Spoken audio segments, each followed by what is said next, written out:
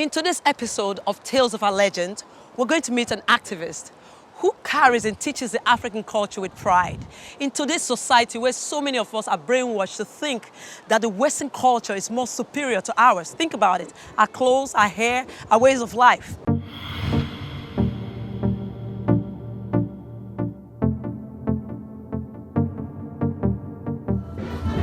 I hear the sound of some African music. I hear some Afrobeat. It gotta be Dede. Let's go find out.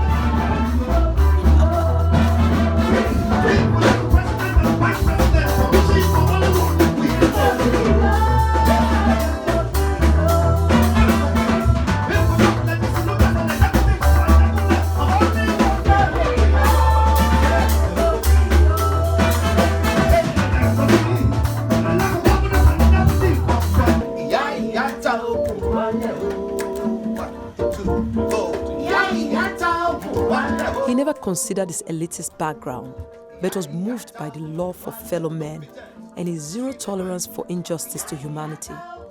These ethics were a motivating factor to his various struggles to speak out for those who were downtrodden. His quest for ways to express himself led him to music as a tool. Like they say, music hits you, but you feel no pain. This legend, who loves to see himself as a protege of one of Africa's musical legends, has not only been of a positive example to the masses, but has particularly been a voice for the emancipation of the common man on the streets. He stands for what's right, and that has endeared him to many across the nation and Africa. He believes in the cultural values and education of Africans from the African perspective. It is one that he cherishes so much, and he calls on all Africans to embrace this. He's a true African.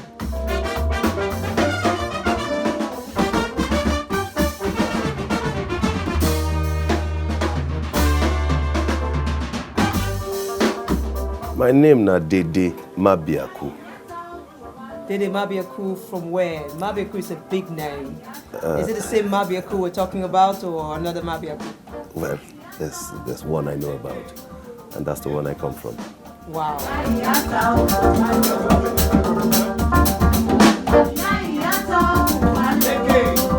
I grew up in my early years in Warri, Delta State. I went to secondary school in Warri, went to primary, secondary in Warri, and then left there, went to University of Jos. Left University of Jos, went to University of Benin, and after the university did my youth service in Owerri, and moved from there to Lagos. So what primary school did you go to? St. Andrew's Primary School, Warri. Wow, St. Andrew's. What about high school? Federal Government College. Oh, the rich people. No, it had nothing to do with money. It wasn't rich people. The unity schools were built for everybody. It all the rich people went to federal government. No, the thing was that many of those families there that were aware made sure that their children read to qualify for it. Right. I remember very clearly how our parents used to do it in those days. We had teachers. Right. So immediately after school, homeschooling starts, preparing everybody. So it was like a competition within the homes. So children had to struggle. To get into it was about the cheapest school in the country at that time. Right.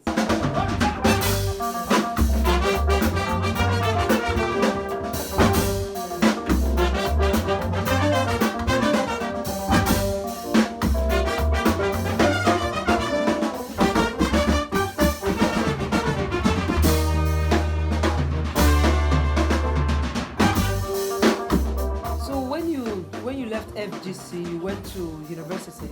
I read that you were into theater arts, and you were one of the first people that got awards. Yeah. I've been blown away. I'm like, what? Where have I been?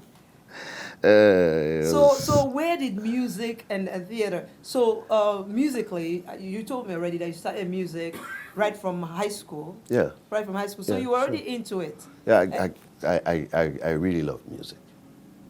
No, it's something that has been in you for a long time. So how is it like? In fact, I love the arts as a whole. So you're well-rounded. Yeah, I am. I'm a thespian by training. Tell me, how did you get to know Fela? What intrigued you about Fela? How did you guys get to interconnect? What was the relationship with Fela? Multiple questions, interesting questions. um, Let me put it this way. I think I would just put it this way. It was destined to be. Because when I was in secondary school, I was in a group of guys who called themselves the Fela Boys. You know, Nicholas Spieth, Abia Bassi, there's one, Misa Egbe, you know, and a few others, you know, and some younger ones amongst us to join also, Olu Domingo and the rest of them. We called ourselves Fela Boys because we loved Fela's music at that time. We were in sync with the music spiritually.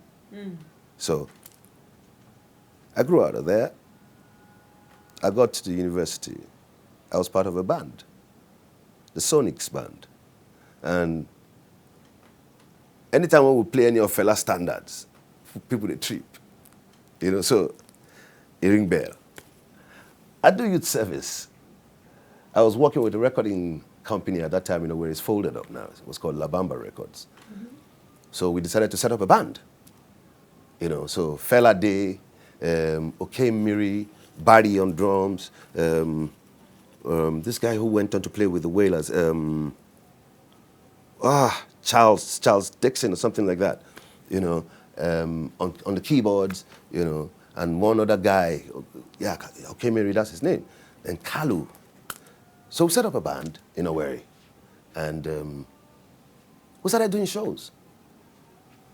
Did shows around the east, Aba, Onitsha, Enugu, you know. But anytime we would knock the Fela standards, people, they freak out. So that's it, they tripped me, you know. I got to Lagos after my youth service. We had this habit, some friends of mine and I, we had this habit of going to Jazz 38 to listen to good jazz. And then from there, we'll move with Fela's train to the shrine. So because Fela will come there to play classical jazz. Then we'll move with them after listening to jazz to go and now enjoy the Bedu Gidigon. So every time Fela finishes playing, he will retire into the house to relate with his sister, because his sister was the mother to the lead singer there, the wife of the owner of the place, Fran Kuboye. And the children were always there too, you know, and the cousins and relations. So Fela, they liked it. It was a family bonding time for him. So he would retire into the house for a while, while they would play one of his tracks, instrumental. So on that day, I think it must have been Richard Mufed Damijo or Ohia Legbe. One or both of them went to meet Tunde Kuboye to say, get one guy when they hear if you sing this track, call me. So they called my name and they called me on stage. You told Fela or? No, Tunde Kuboye, Somebody, okay. The owner of the band. Okay. The owner of the Jazz 38 band. Okay. So they called me on stage to sing. And I begin sing.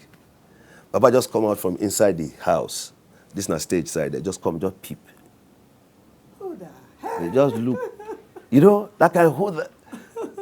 I say I first freeze inside. I can't continue to sing. The next thing when I just sing, I just one wink.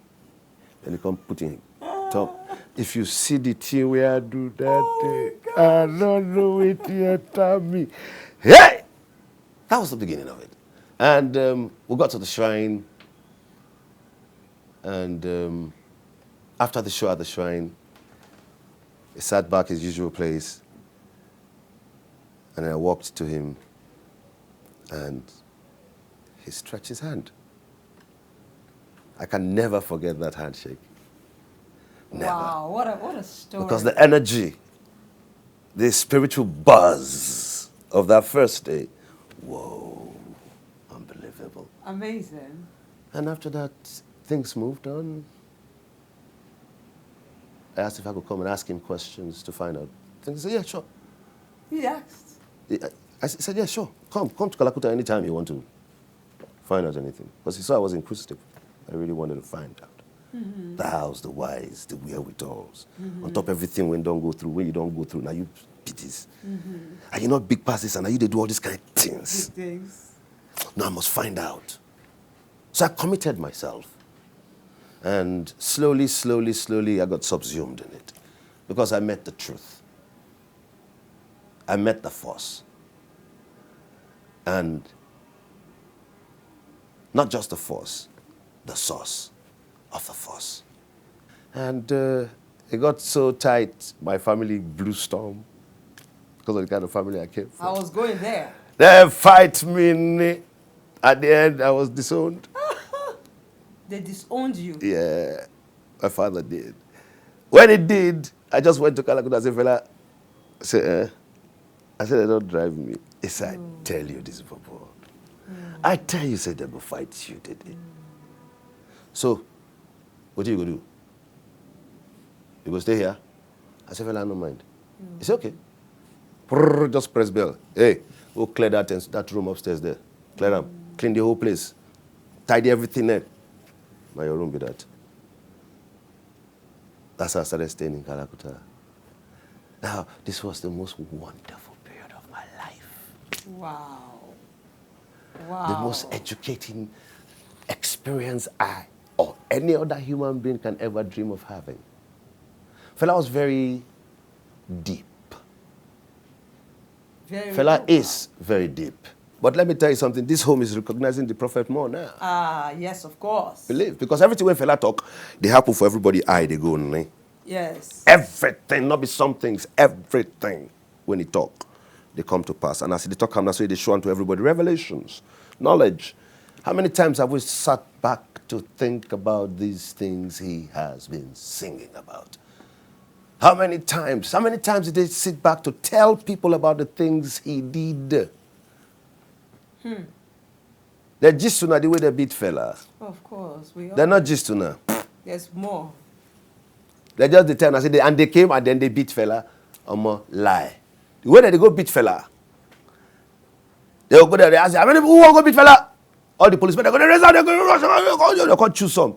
Come give them bongo, give them gun. Oh yeah. But they go beat Fela. They go there now. There was an instance of when they went there. They beat them so they can't carry him for his leg and his hand. They swing him from his balcony, over the balcony, over his fence into the gutter. They not tell you all those ones now. They tell you now. No. They tell you now the true story of when they can't go beat them for Kalakuta, tear Fela face. Don't beat them anyhow, they bleed all over. So a lawyer can't see some boys that they already carry put for the back of the army truck. Then they come they ask us, hey, you, where's Fela? Now he come look am, cause she coming. To the lawyer, she coming. Now maybe this, now maybe they talk to run. So come begin take off. Now then he sing that song, look lawyer, he dey run Kalakuta show. I mean the gist of the final burning of Kalakuta, the beating. They not tell people these stories. Why, man? They tried to come into the compound, they couldn't because the fence was electrocuted. They now arranged with NEPA, ECN. They cut light, then they overpower the fence, enter inside the compound. As they enter inside, mayhem. But let me tell you something. For somebody to take so much torture and still turn around and not fight for his own self, but continually fight for the people, to edutain, to make us feel what our rights are meant to be, to open our eyes early to what we are faced with. It made us see the fact that we need to go back to what we are, who we really are, start to reculturalize ourselves with who we are. Our education should change. The value of what we need to train the world about us needs to start to grow. We are a different breed.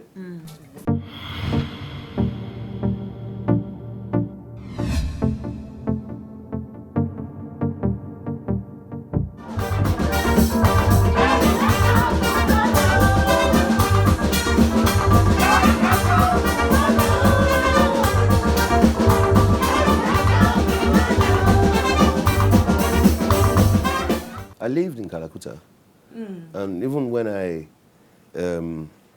had gained enough momentum to, when my folks came, They forgave you. wait now, that's another story. Okay. Because Fela won't rename me. Fela won't do naming ceremony for me. So he called on Wednesday. He can't wake up, can't say, Dede, I fly one fly. And I will tell you about that fly. Nah. They say your papa, they come beg you.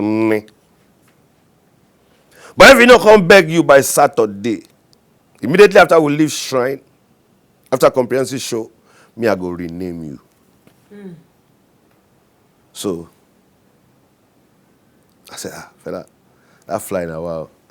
My person come here. He said, I don't tell you now, you don't know. Okay, I have witnesses to this talk. Saturday, we just finished worship for shrine, finished prayer, everything finished. I can't begin to play the first number after divination. Now I need to come say, get somebody when don't stand for that side saying so. He say he won't see you. I say he won't see me. Say what's happened? Say that your brother. Say be your senior brother. And when I look in face, for example, you one kind.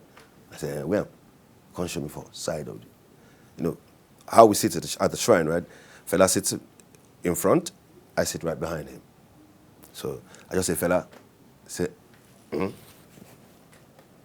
I say, they say, somebody, they look for me from home. They say,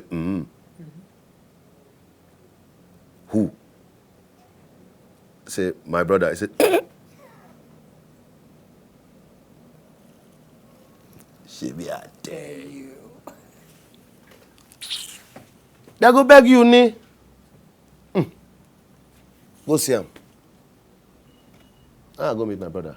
My elder brother, when they come shrine. Say, Daddy says I should come and bring you. That he wants to see you. This morning.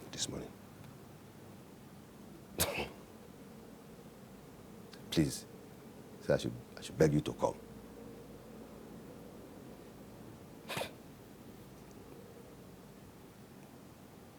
So I go back, I got this fella. I don't tell you, say I fly, but I fly correct. I go back, you ni. So I ended up coming back here. I got to the house, met my father, and he said, I just want to let you know that all the things you've been going to learn from Fela is right. It is wrong what we did. Wow. He said, just before you came in now, I just poured libation. Our African ways are the correct ways. Yes. So my son, I want to apologize to you for fighting you. I want to... Daddy. I look my father again. That my father. Now they talk. No, then there is something more. So I want you to put your head down, listen to him properly, and learn. But first of all, please, come back home. The war is over. Oh. You have proven your point. And you are right. So, but after I moved back here, I was always in Kalakuta. I hardly had time to be here. So, because most times I would be with him. Right. It gave me joy to learn from him. Once you're in it, it's hard to be... You wouldn't like to be out of it. You wouldn't. It's too spiritual. It's too deep. It's inexplicable. Wow.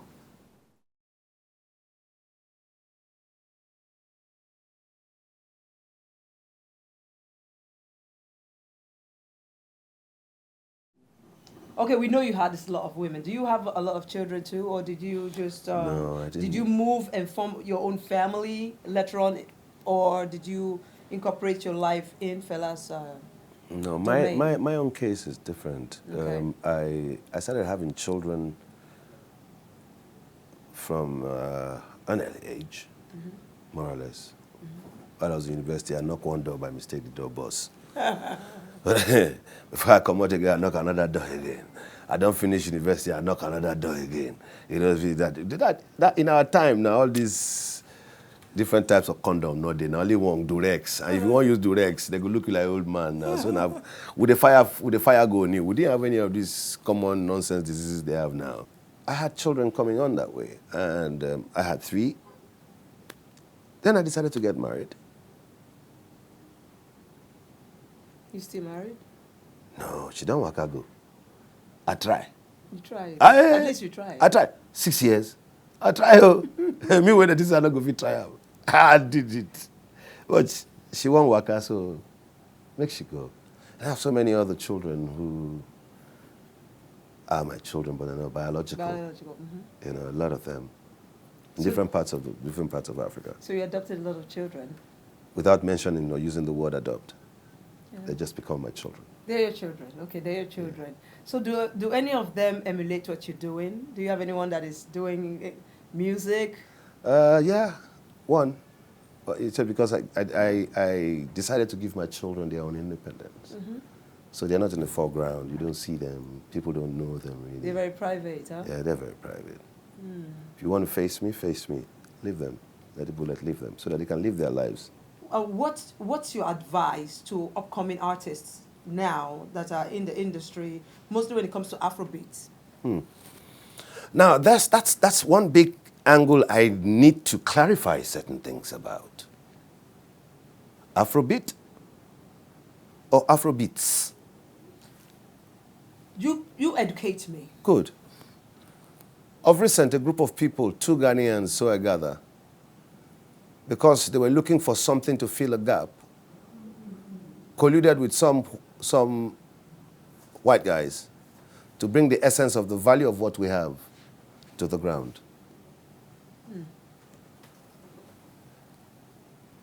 Classical African sound should be regarded and respected for what it is. Afrobeat, as created by Fela Kuti, has a template. It's a band-cultured sound. It's a purpose-created sound. It's a people-oriented movement sound. These things are things which come with education, training, understanding. But when some guys go into the studio and loop a few beats together and then come out and say they're doing Afrobeat, I ask myself the question, what are we doing? Why are we debasing the value of what we have now been given as a gift? Or will not go bring down the value of their classical music. Why are we giving them the chance to bring down the value of our own classical African sound? Afrobeat is a way of life. It's a culture. Mm-hmm. So it transcends just the music itself. Mm-hmm. The music is the content driver. Mm-hmm. It's the weapon. Mm-hmm. What about that? Educating people about the way of life, about the rudiments of knowledge. Because in there lies knowledge. You must gain knowledge to be able to qualify. You must want to gain knowledge, understand who you are, from whence you came, what your base is, your culture, your tradition, the ethics of what you're meant to represent. These things are things we need to look at. That's not saying I'm dissing their Afrobeat too. No, you explain. There's a big difference. Mm-hmm. Because what they're doing is completely... There's a dearth of musicianship in Nigeria now. These children should now start learning instruments. Let them learn instruments. Let's be able to get people who can move our culture forward, move our tradition to the world, place them in the places with regard and respect, because it is the way we portray it is the way it is taken. Right. So I just plead with them to come into the train before you claim the train.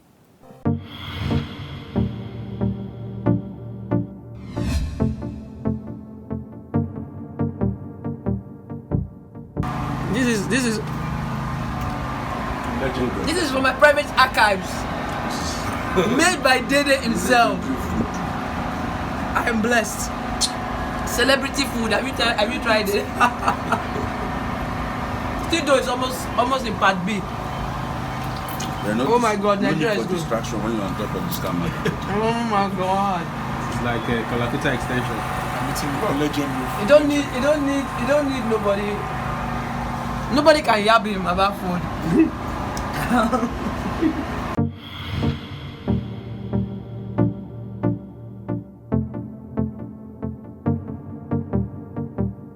if we do not tell our stories, who will? And if they do, they'll tell it from their own perspective. Join us next time on another episode of Tales of Our Legends. I'm Monica Morodin Sweda.